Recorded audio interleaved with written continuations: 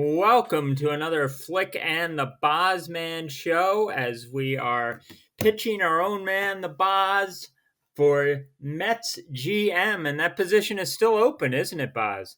It is, and I love the music. A little Boz Skaggs to Well, welcome me I, into the interview. I appreciate the chance to come and talk to you again, Mr. Cohen, and wherever we're playing this.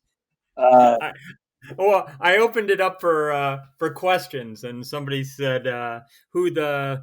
I'll go with hell. Is the Boz? Is that Boz Skaggs? And I'm like, no, but I thought we should cover that quickly. But your GM experience is what exactly?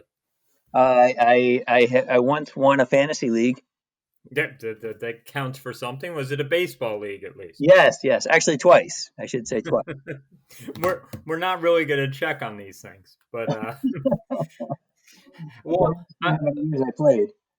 this is currently episode 22. We started thinking we'd just do a couple while this silly pandemic is going on, and now we're up to 22. And episode 13 was your first interview, and that went very well. Although there wasn't an owner at the time. About the next day, the Mets had an owner, and you're still in the running somehow.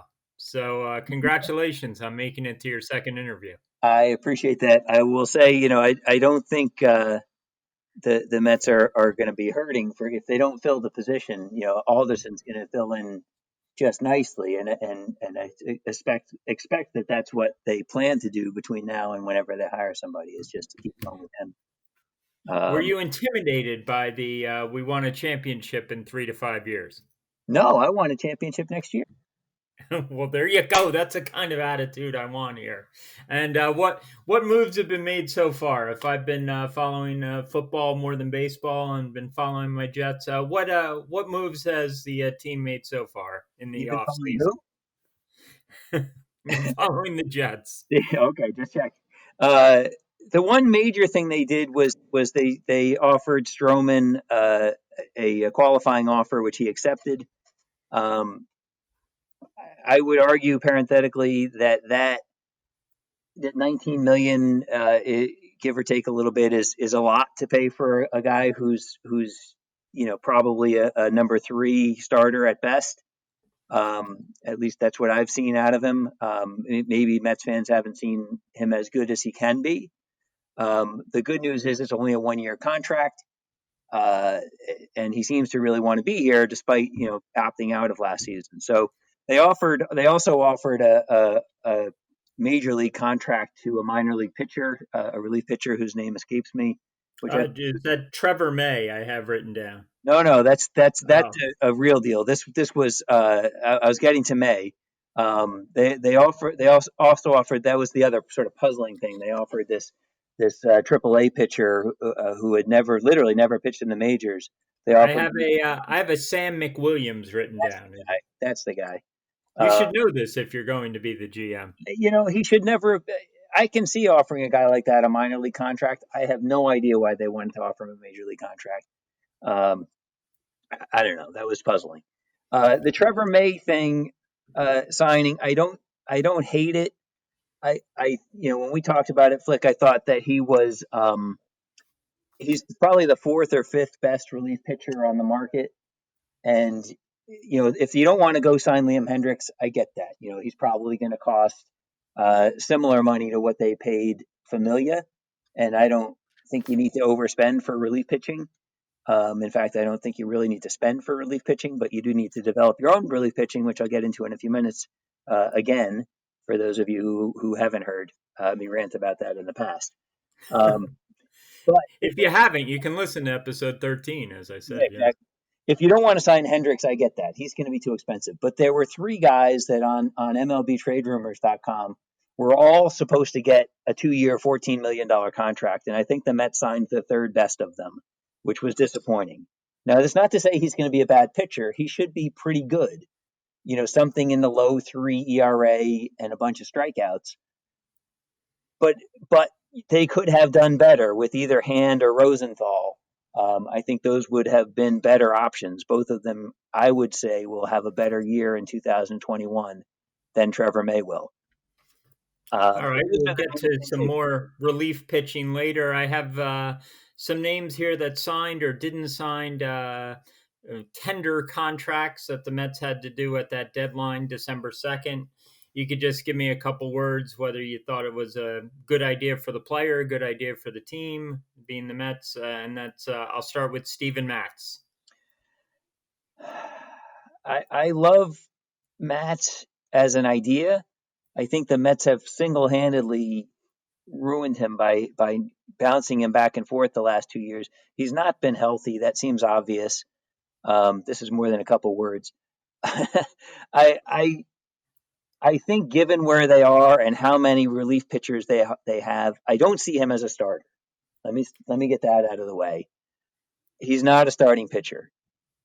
He does have potential as a relief pitcher. My rant on relief pitching is that converted starters generally make very good relief pitchers, and I think he has a chance to be good. That said, in his major league career, and I think even in his minor league career, he's got like 3 innings of relief, and he hasn't done well in those 3 innings. Now you can't make a lot out of 3 innings, but it's not exactly consoling to me that he's had a bad 3 innings, right? If he went 3 up and 3 down for 3 straight innings, I'd say at least there's nothing there's something positive there, and you could say, well, let's try him out in that role. I think he's given up 2 runs and 3 or 4 walks, and it's not been a huge success in that very, very limited amount of time. So long story short, short story long, I would have non-tendered him. I think $5 million is a lot to offer a guy who may be a decent relief pitcher, and you don't know. And two other things that happened right after we recorded episode 13, and that was more bullpen stuff, and that was Betances and Brock both exercised their options. Betances was for a little over 6.5 million, and Brock was 1.25 million, I guess. Yeah, I certainly don't mind. Obviously, you had no choice in that. Thanks very much to Brody. Um, I, I don't mind Brock at all at that price. I think he's got upside, and he's not bad even based on what he did to last year and for part of the year before. A couple of years ago, he was one of the best relief pitchers in baseball. So I don't mind him at 1.25 million. Betances, the best you can hope for is that he is a year healthier and will find his fastball again and find his stuff again. Um, they offered him the option year and he took it, and it was definitely a contract he was not going to match elsewhere. Yeah, I wouldn't think so. They did decline options on two catchers, Ramos and Chirinos and Todd Frazier. They all became free agents. Yeah, no issues with any of that. They needed to restock at catcher completely. I don't mind Thomas Nido as a number 3 catcher, um, and he was more than serviceable in the very limited amount of time. I think he had like 30 at bats last year before he got So hurt. you used a lot of words on Matt, so you have fewer for these guys. If anything's newsworthy, they did agree on terms with Jacob Barnes, right-hand pitcher. Uh, he's fine as the 8th or ninth guy out of the bullpen. Guillermo Heredia. He is a fine defensive outfielder and Yep. and possibly a decent platoon guy against left-handers as a And then center a fielder. couple guys they didn't tender contracts. Shreve, lefty pitcher. I would be glad to have him back on a minor league contract. I Yeah, thought he was that seems. passable last year. I thought that made sense too. Seawald. I don't care if we ever see him again. I thought when he was coming up that he had better stuff than he showed in the majors. So I'm fine if they don't re-sign him ever. Ariel Gerardo. Who? Yeah, and the guy you mentioned, Tropiano, was non-tendered, or maybe I mentioned him before. So, but Yeah. now we'll get to some more serious stuff, and with saying no to a couple of those catchers, catcher seems to still be a huge need.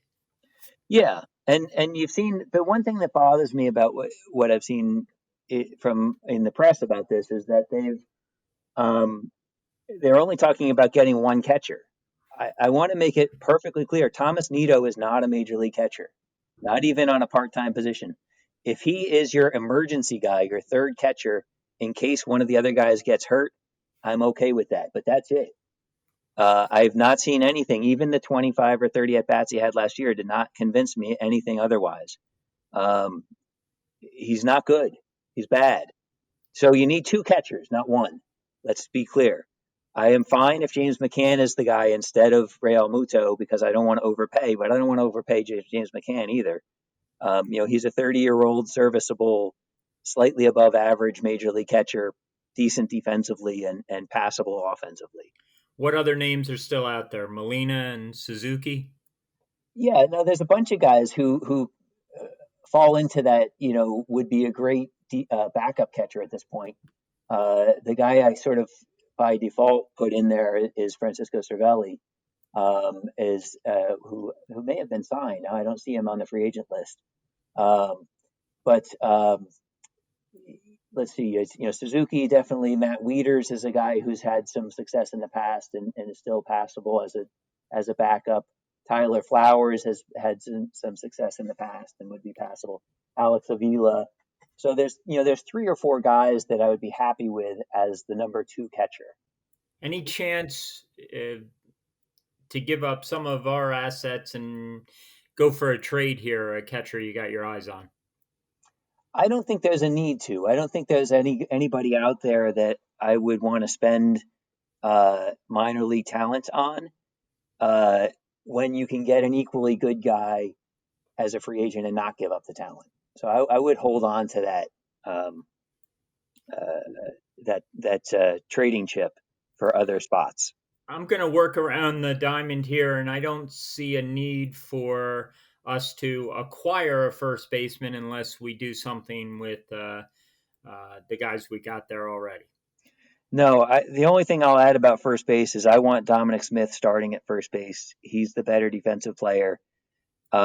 And then the other thing I'll say about Alonso is Major League Baseball, you may have seen, Flick has said to teams that the National League should not anticipate a DH next year, which would still shock me, even having said that.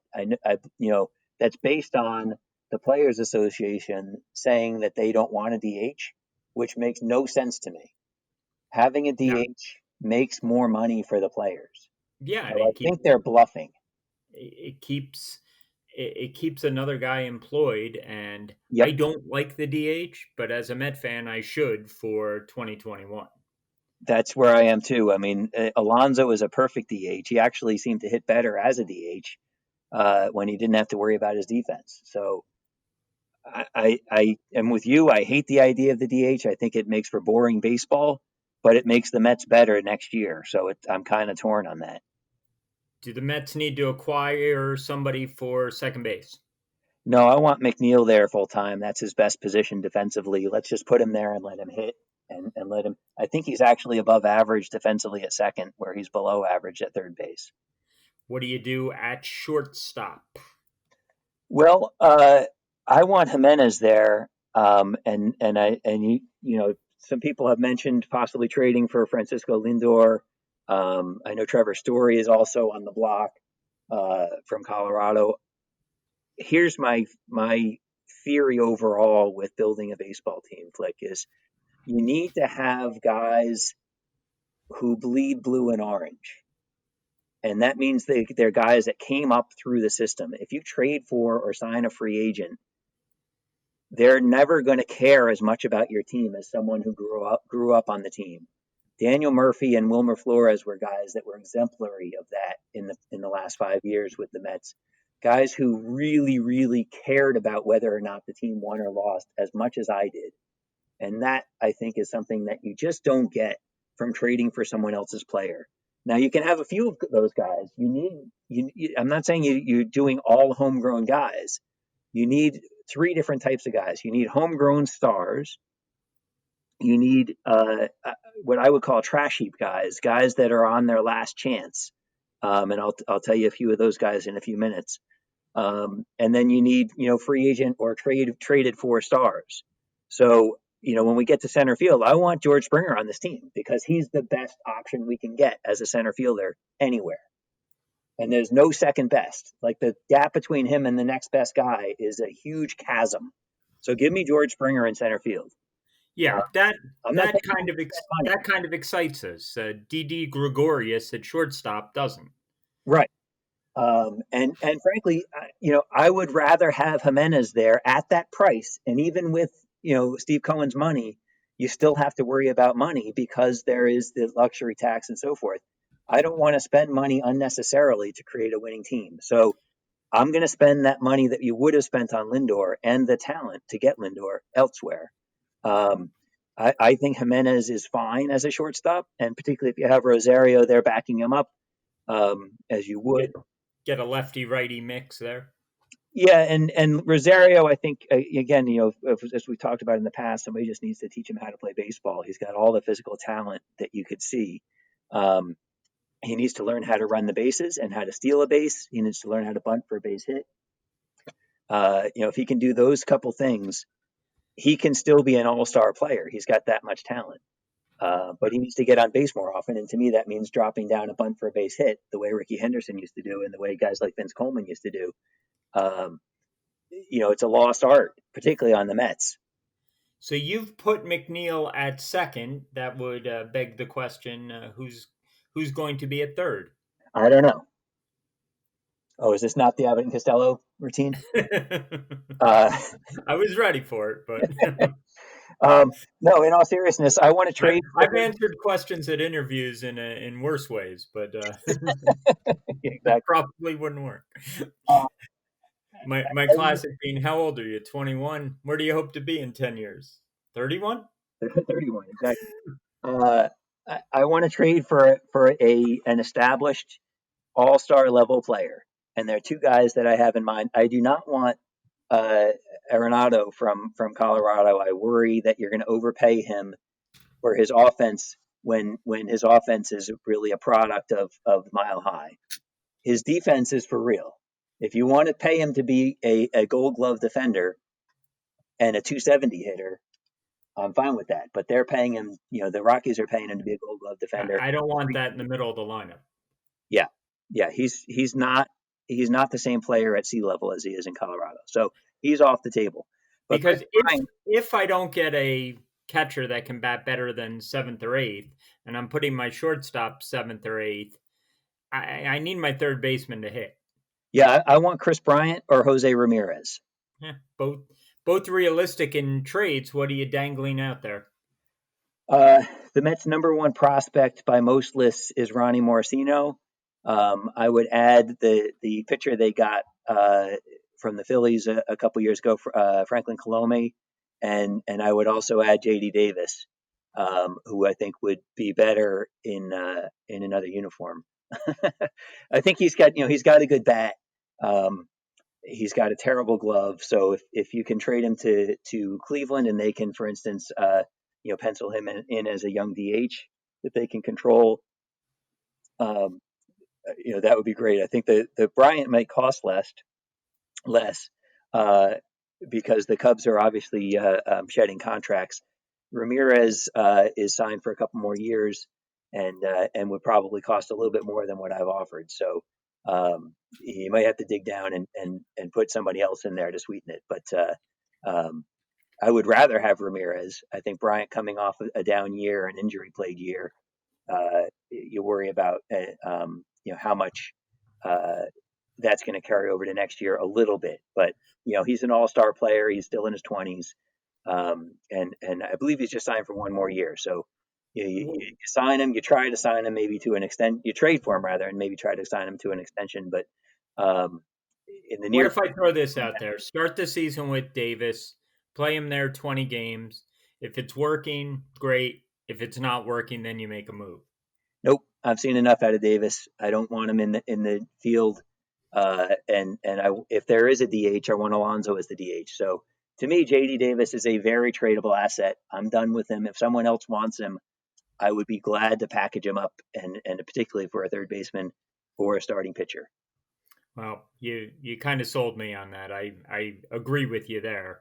Um, but I don't think it's going to happen, but we'll see what does happen at the third base spot. Let's go around the outfield, and I'm going to go right to left here because I think it's a little bit easier to deal with right field first on this team.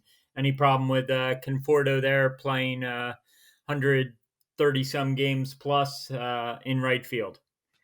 No, I mean Conforto should be the starter next year, and the only question on Conforto is how much do you want to try to sign him to a long term extension? I would be glad to sign him to a long term extension if you're taking into account the fact that he's probably only going to play 130 games. I don't want to pay him 25 million dollars a year based on the year he had this past year, which was excellent. But if you remember, he missed the last week of the season because he got hurt again. And if that wasn't the last few games of the season, it would have been very noticeable. It wasn't noticeable as it was. It looked like he played almost every day. I would also make sure, by the way, that he doesn't play every day. Right. He played every DH him game or for just 60 do games. something with him. Pinch hit him some American League games. DH him now and again. I DH would him. make sure I would actually with guys like him that are a little bit too aggressive sometimes, particularly in the field. I would actually implement a thing where once a week or maybe once a month you leave them home for a day or two. Just they don't come to the ballpark once a month. I want you to get a day off. And for a guy like Conforto who plays hard and doesn't know how to not play hard, you need to not play them sometimes so that they can be 100% when it's time to be 100%. 4 for 79. Who says no? Team or Conforto? I would not go that high. I would not go that high. I don't know that I would do 3 for 60 at this point. I think, um, Hmm. 3 for something in the 50s, 56 ish is probably fair. Maybe with an option for a fourth year, maybe with incentives if he makes the All Star team. Once more than once, or every time he makes the All Star team, he gets another $1 million or something. Something real. If he plays that well, great. And you want your center fielder to be Mr. George Springer? Yes, if by some chance the Mets get beaten out for Springer, and they shouldn't because of Cohen and his money, and him being and I think correctly from Alderson, their number one target seems to be Springer, and I love it. If for some reason they miss out on him, what I would do as a fallback is teach Rosario to play center field and have him platoon with Brett Gardner. They make a nice righty lefty platoon, and at worst, you're going to get Gardner out there 60 to 70% of the time, and Rosario out there the balance. Shortstops generally have been able to convert to center field, and so I would spend the offseason figuring out if that's a thing. If it's not, um, then you go with somebody like the Heredia that they signed, and he's your platoon against lefties, and he'll play 20 to 25% of the time. It's not the Where would best. I find Nimmo? Nimmo, I'm happy to have in left field. He to me has fulfilled the promise that he had as a high first round pick. He doesn't hit great for average or power, but he gets on base a lot. He runs hard. He runs the bases well. And not for nothing, he's one of those guys that reminds me a lot of Murphy and Flores as far as loving the team. He loves being a Met, and I love having him as a Met. Let's go back to center for a second. If you don't get Springer, who are you? Any interest in Bradley? Is he still out there? Bradley's still out there. I think he's another guy. Fenway is a huge hitter's park, and his home and road splits are dramatic. I would not be interested in him except as a fourth outfielder, and I think someone else pays him more. Now, if there is no DH and they use Alonso at first, which I know you don't want, you still have Dominic Smith, who you'd like in the lineup. Can you put him in left field? Yeah, I think that, patching it together the way they did in 2020 is your best case scenario to get all those guys active. You put Smith in at first base now and then. Put you're going to still have DH in the American League parks, so you get a little bit of a breather there. 20-ish% of the time. Um, and you patch it together. So that's how I would play that. If you can't get Springer, you play Nimmo now and again in center, and have somebody like Heredia as your defensive specialist in center, and then you patch together left field with Nimmo, and maybe you get Gardner out there as well. I apologize. Yeah, Gardner. I wrote down possible left field free agents as Peterson, Gardner, and Ozuna. Uh, Jock Peterson. I don't love Jock Peterson. He doesn't hit for average at all. He never has. Um, there's a couple of guys I kind of like. One is a little bit of an older guy, but I love Nick Markakis. He's a guy that's going to hit for average. He plays pretty well defensively. Um, if you can't get someone like him, somebody like Jurickson Profar, or Nomar Mazara, both are younger players that still have some upside to them. I'd love to get them as a fourth or fifth outfielder, um, and have them, uh, you know, ready to substitute at multiple positions. Well, Profar in particular would be more of a utility player. He's came up as a shortstop. Now he's played a bunch of positions, and he wasn't bad last year, in his limited amount of time. You are listening to the Flick and the Boz Man show as the Boz takes a run here at Mets GM and trying to come up with some players in the field and some players to bat. And we haven't covered pitching yet, and that's going to be next. But you can, of course, comment on Twitter at FlickBoz or on the YouTube site. You want to start with some starters here? What do you think of Bauer? Uh, I like Bauer, but again, I wouldn't overpay for him because I don't think he's significantly better than guys like Tanaka and Hop and Odorizzi. They're So the I would guys I had written down. I would get one of those four guys at a price that's acceptable to you. I'm thinking like 3 years, 45 million, or 4 years, 60 million, something like that. Um, three and an option would be ideal, as a if three straight doesn't do it. I don't want to give up the fourth year for an older pitcher like that. Odorizzi doesn't fit the same mold as the other two, but is not coming off a great year, and really only has one really good year so far. So he's got a lot of talent. He's younger than the other two, but he's been a little more volatile. The thing I worry about with Bauer is that he's really only got 2 good years. They're two of the last 3 years, but last year I think is potentially a bit of a misleading year because of his quality of competition, and he played really significantly worse players than teams that played in the West or in the East. The AL Central and the NL Central were statistically bad last year as offensive teams on the whole. So when I look at somebody like Bauer and his lack of a established real track record, I'm not saying he's not a good pitcher. He's a very good pitcher. He's a Cy Young caliber pitcher when he's right. But I don't want to pay him, 5 years, 125 million, when I can get a similar production from Tanaka for 3 years and 45 million. So give me your rotation. So DeGrom is obviously your ace. I want to fill in the number 2 spot with probably one of Tanaka, Hop, or Odorizzi at a contract that I just mentioned. Stroman to me is your number 3 guy. I got Peterson penciled in as the 4. I want to get another major league starter who falls into that trash heap guy, the guy that's on his last go around potentially. Somebody like a Chris Archer or a Corey Kluber, who's got significant talent, but has been Lester and a year. Paxton would cost too much for that. Probably, yeah. He's a little bit too good for what I'm contemplating, because you've got Mats if you need him, and Syndergaard should be ready, sometime by May or June. I just don't want to pencil in Syndergaard as my number two starter or even as my number five starter because guys coming off of Tommy John surgery, you just don't know what you're going to get in the first year back.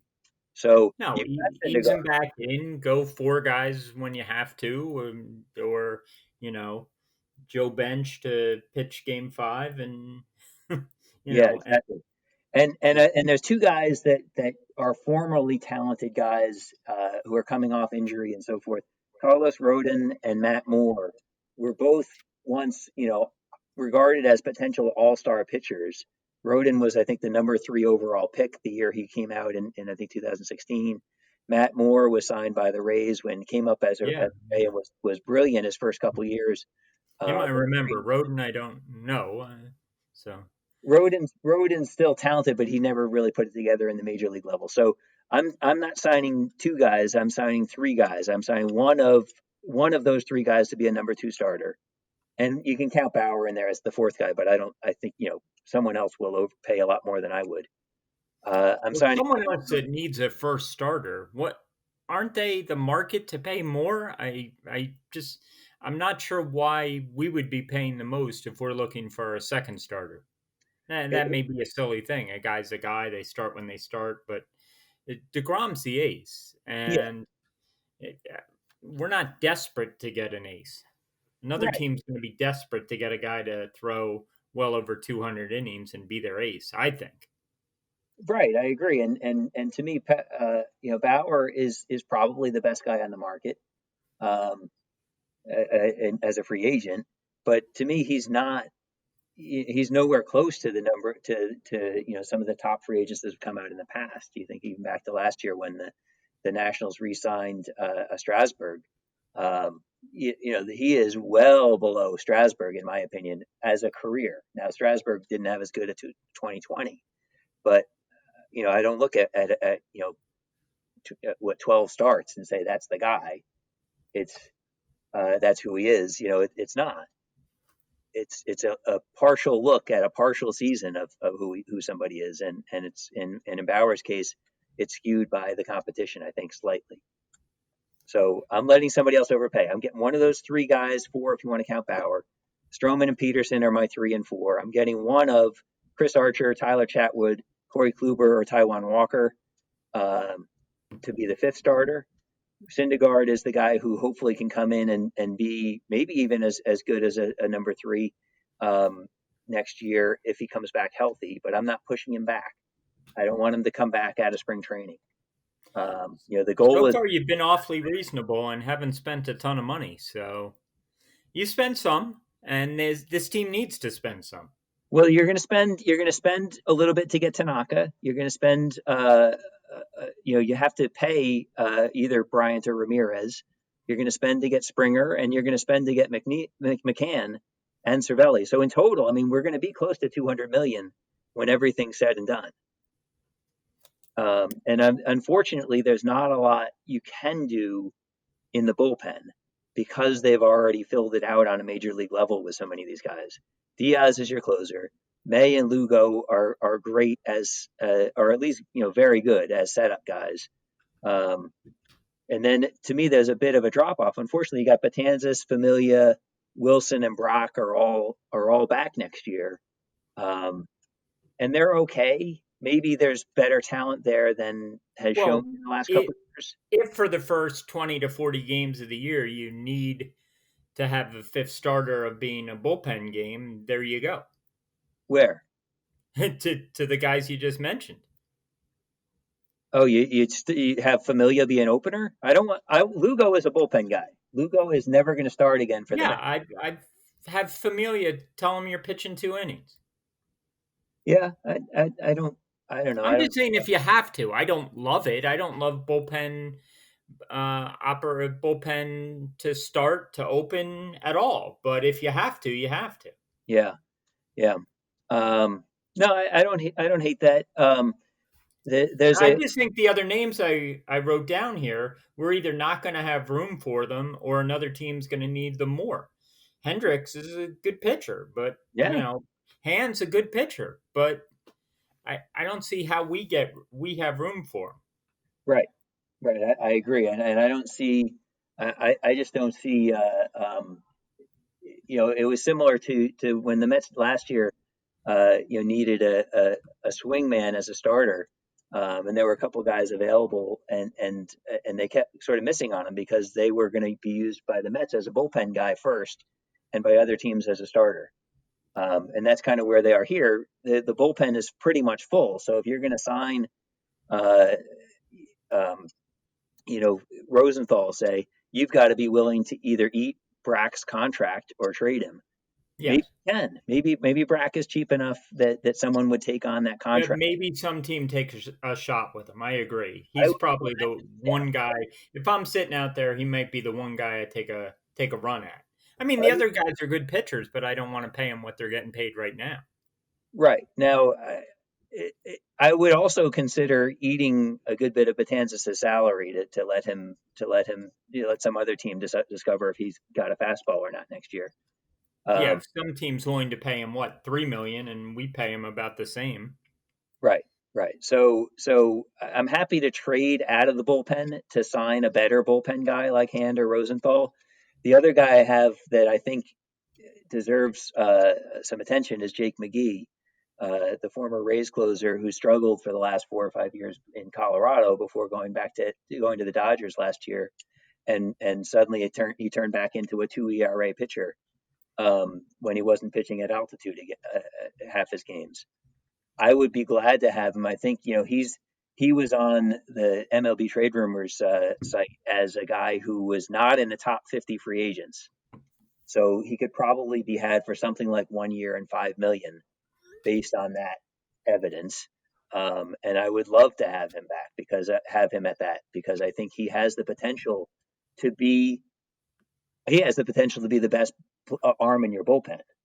He's got that potential. Would he likely be that guy? No, probably not. But he's that good when he's right. The other thing that I want to make clear is that Thomas Zepecki, with probably the Mets' best pitching prospect, should be given a chance to be in the bullpen out of spring training.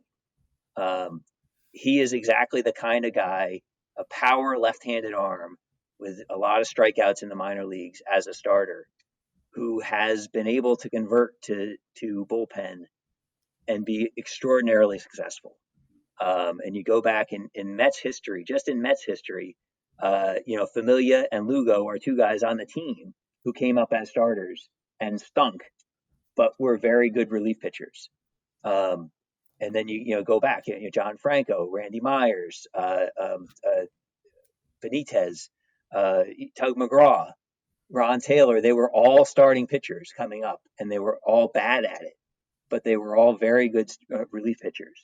Jesse Orosco is another one. He was a relief pitcher coming up in the minors, and they make converted starters make better relief pitchers, and you don't have to pay them $10 million a year for 3 years to get them. So I I'm would going to give you. pitcher. I'm going to try to take some of what you've done here and make a quick lineup out of it, and tell me what you think of this team. Is this team making the playoffs? If you have Springer leading off, playing center, Bryant batting second, playing some third base, Conforto batting third, playing some right field, Smith either playing first base or DHing or playing left, then Alonso either playing first or DHing. Put McNeil at second base, bat him sixth. You got McCann batting seventh and catching. Jimenez or shortstop batting eighth, and your pitcher ninth. I mean, I think that's a great team. I think that the one thing that I like about that team that they didn't have last year is that it's much better defensively. Springer is a real defensive center fielder. Yes, our Jimenez, D was pretty awful last year. yeah, Jimenez is a real defensive shortstop and was consistent there last year and has been throughout the minors. Uh, Smith is a much better defensive first baseman. McNeil is much better at second base. McCann and Cervelli are very good catchers. Sorry, Cervelli not an option again. I had him down. But McCann is a very good defensive catcher, much better than Wilson was. So defensively you're going to be much better, and maybe Alex Avila I'll have penciled in as the backup. Defensively, you're going to be a much better team at most positions than you were Yeah, last.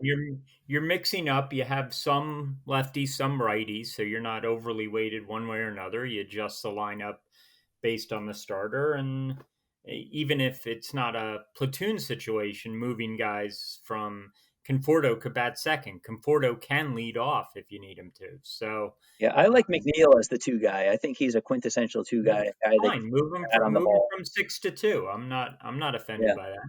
yeah. I Yeah, like how he profiles as a two. yeah, You so know, you got Springer, the righty, leading off, and McNeil, lefty, batting second. You know, it works. I don't think the Mets are going to miss Robinson Cano. I know he had a big bat last year. I don't think they're going to miss Wilson at all. His bat was barely passable, and his defense was terrible last year. So the Mets were led the majors in batting average last year, and were third in OPS.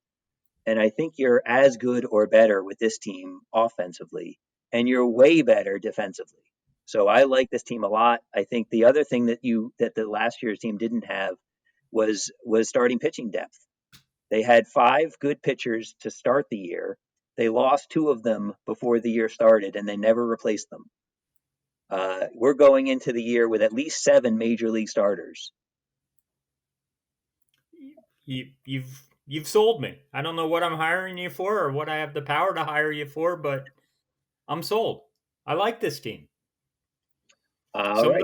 Some of the stuff I've seen on the internet, I don't like those teams. They're teams with 10 new guys. I don't want to root for 10 new guys. I want to root for the young guys that have had some success with this team. And you And that's know, what I like I too. don't.